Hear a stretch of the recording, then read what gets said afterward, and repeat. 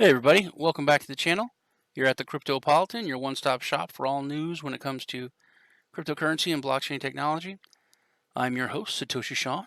Once again, glad you stopped by. If it's your first time here, please hit the subscribe button and the bell for notifications. We try to get news reports out to you every day and a weekend report as well. Whether you're an old subscriber, new subscriber, just stopping by, whatever, please crush that like button, really helps us out. Let's jump into what's going on in the news. Head over to the Cryptopolitan where we have all of your news easily accessible in different groups, whether it's Bitcoin news, altcoin news, regulation, coin analysis on all the top coins, which is updated all the time, scam section, and even events, which is cool if you want to get out there and mingle with some of your fellow blockchain and crypto enthusiasts. Speaking of blockchain and crypto enthusiasts, taking a look at Hong Kong with all the unrest and protests against China.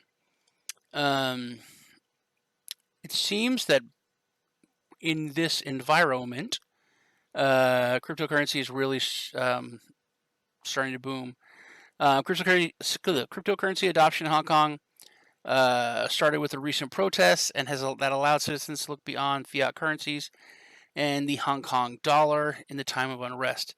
Hong Kong doesn't have long before China takes it over and it's completely, Chinese. It's supposed to be, I think, like 20 years, but China's not really playing by those rules, and they're trying to make it a bit quicker. So if adoption is going to take place, it needs to take place kind of quickly. Hong Kong is moving towards adoption of cryptocurrency asset for trade. PriceRite, a supermarket chain, has started accepting cryptocurrency as somewhat a preferred method of payment over the Hong Kong dollar. And Bitcoin Cash labeled water bottles during the protest also helped with cryptocurrency's adoption in Hong Kong. Hats off to Roger Ver. I'm sure he had some kind of hand in that, as he's really huge in Asia. I think he lives in Japan. But that's massive. I guess that would be like a Walmart or a major grocery chain taking it as a preferred method of payment. They're using the Lightning Network for Bitcoin payments, so everything's moving pretty quickly. But I think it's a really cool story and definitely shows, like I've always said, that adoption is going to happen where the biggest need is. Next, a weird story. It's cool, but if you know anything about this story, it's very weird. Overstock's commitment to cryptocurrencies is unfailing despite the CEO Byrne. He stepped down. He was the CEO of, it's a crazy picture of him too, but he was very obsessed with cryptocurrency, very positive about cryptocurrency. Overstock.com was one of the first major retailers to take cryptocurrency. He has since stepped down, saying he was working with the FBI and he was messing around with a Russian spy chick and election, Donald Trump, a lot of crazy stuff.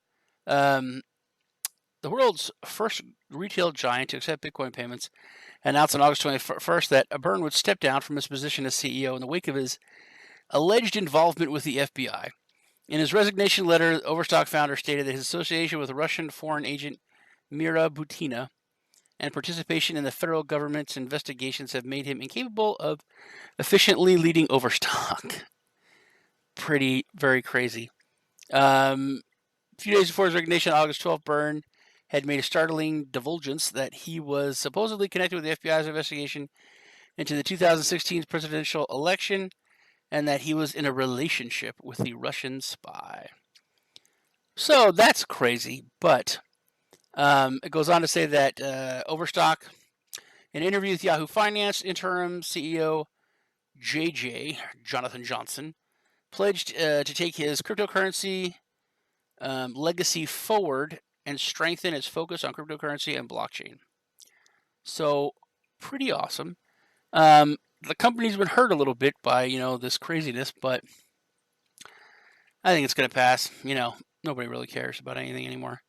So, I think they're going to still move forward with taking cryptocurrency.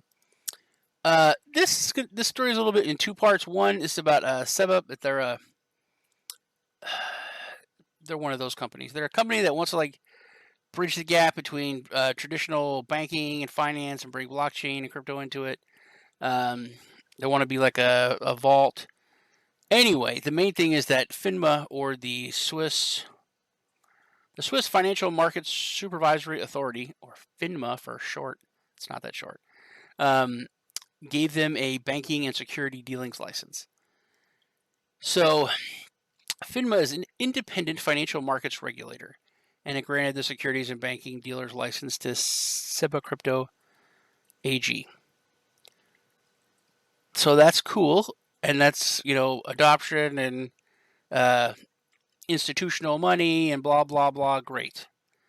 But let's move back. We're still going to stay here in Switzerland and head over to this story, where Congresswoman Waters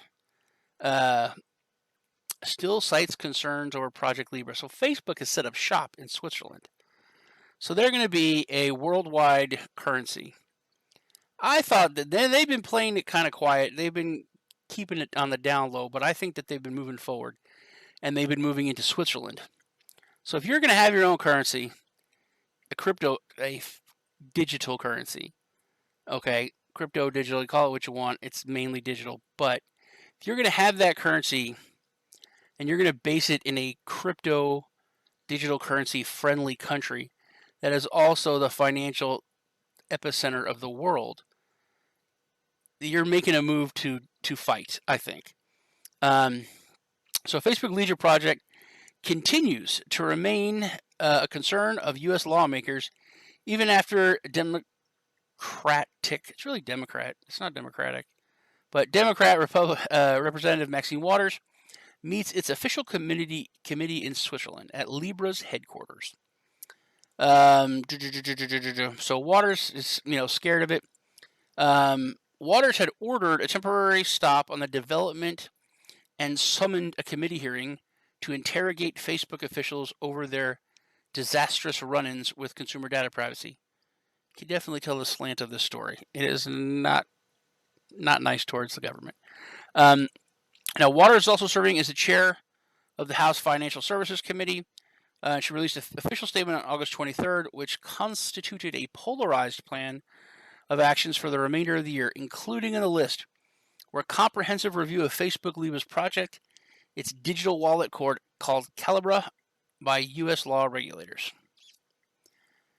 So, is Facebook Libra's project in jeopardy? Following the extensive discussion with the State Secretariat for the International Financial Matters, SIF, there's so many acronyms, the Financial Market Supervisor, FINRA, we just talked about them, and the Federal Data Protection and Information Commissioner, the Democratic Party. There's a lot of people they've had to talk to. It just shows how decentralization is like so massively cool. That's like 4 different, I don't even know how many now with the U.S. government and everything else. But there's 3 just in this paragraph, 3 different government entities. The Democratic Party member and her colleagues have called for a detailed investigation of the project that primarily revolves around consumer data, privacy, and security in transactions. That's a huge blunder, I think, on their part. If that's smart for them to do, because Facebook has sucked at that. But if Facebook just goes to a more decentralized and more blockchain transparency and really focuses on the encryption and all that, that's going to alleviate those fears. And we're talking about a crypto-friendly regulatory environment. So if Facebook satisfies those, and that's all that the U.S. government's coming out, they're not just going to say, hey, we don't want this because it's going to threaten our hold on the world with the dollar. If they don't do that and try to go that route, just be open and transparent about it, they're going to lose, and then Facebook's going to actually beat them. And if they do that, then they're going to have to come out. I don't think the U.S. government's going to allow it to happen. I think they'll shut down. I think they would blow up Facebook and kill people rather than allow. That's my opinion. I don't think there's any way they're going to let this go in the form that it's in without them having super control. And if Facebook moved the headquarters to Switzerland, I think that's them trying to make a move to get away from the U.S. government's stranglehold on them. My opinion, not sure, but that's what it looks like to me. And I said that this is coming. It's going to be corporate money is going to be here. It's going to be, corporate power, corporate money, corporate armies, corporate stores. Walmart's coming out with a coin. You could literally work for Walmart, get paid in Walmart money, buy all your food at Walmart.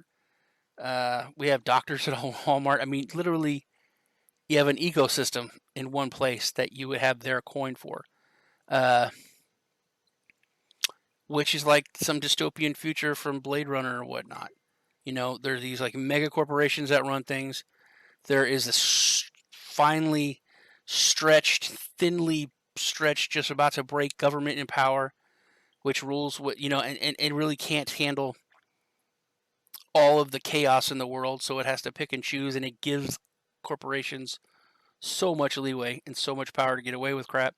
And then there's people, which should be, like cryptocurrency. That's, there's government money, which is fiat. There's going to be corporate money, like Libra, like the Walmart coin. And then there's going to be like the people's money, which is going to be like cryptocurrency, Bitcoin, Ethereum, Litecoin. It's amazing how fast things are happening now and how quickly we're moving towards this almost science fiction era in humanity. But that's just me editorializing and ranting. That's about it for today. You guys take care. It was nice hanging out with you. I'm Satoshi Sean. I look forward to seeing you in the next video.